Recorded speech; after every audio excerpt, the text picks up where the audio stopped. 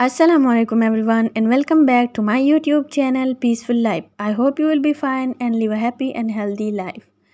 आज का जो टॉपिक मैं आप लोगों के लिए लेके आई हूँ तो वो है इमोशनल इंटेलिजेंस। इसको हम लोग EI भी कहते हैं। तो आइए चलते हैं इसके बारे में जानते हैं, क्योंकि बहुत कॉमन टॉपिक है। डेली लाइफ में हम सब इसको यूज़ करते हैं लेकिन हमें पता नहीं होता कि ये है क्या। तो आइए इसके बारे में जानते हैं। डेफिनेशन इसकी कुछ इस तरह है: it is the ability to manage both your own emotions and understand the emotions of people around you.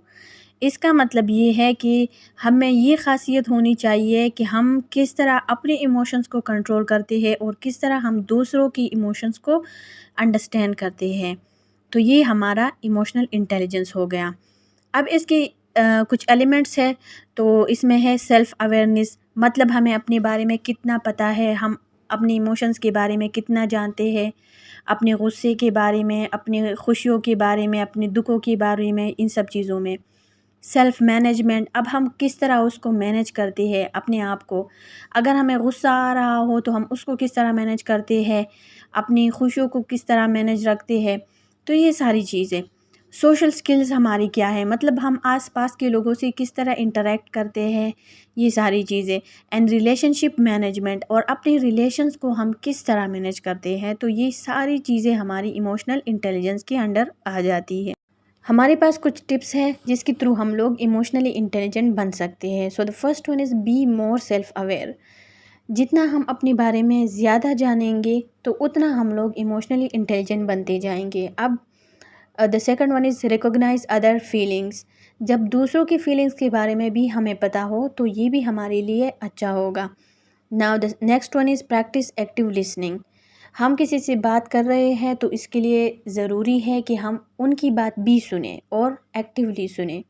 तो इससे हमें बहुत सारे आइडियाज़ मिल जाते हैं, क्योंकि सामने वाला बंदा अक्सर इतनी अच्छी बातें कह जाता है कि जो हमारे लिए बहुत इम्पोर्टेंट होती है और हमें बहुत फ़ायदा पहुंचाती है। तो वो हम लोग सीख लेते हैं उससे। उसकी अच्छी कम्युनिकेशन स्किल होती है, तो इस उसकी वजह से हमारी कम्युनिकेशन स्किल भी अच्छी हो जाती है।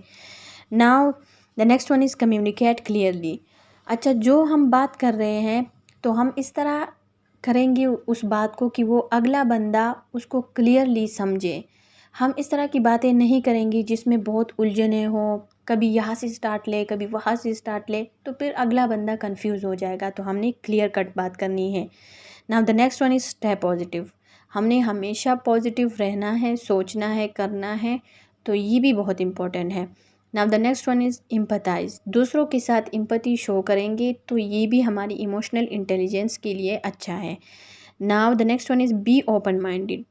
अच्छा, हमने नैरो माइंडेड नहीं होना, हमने ओपन टू क्रिटिसिज्म होना है।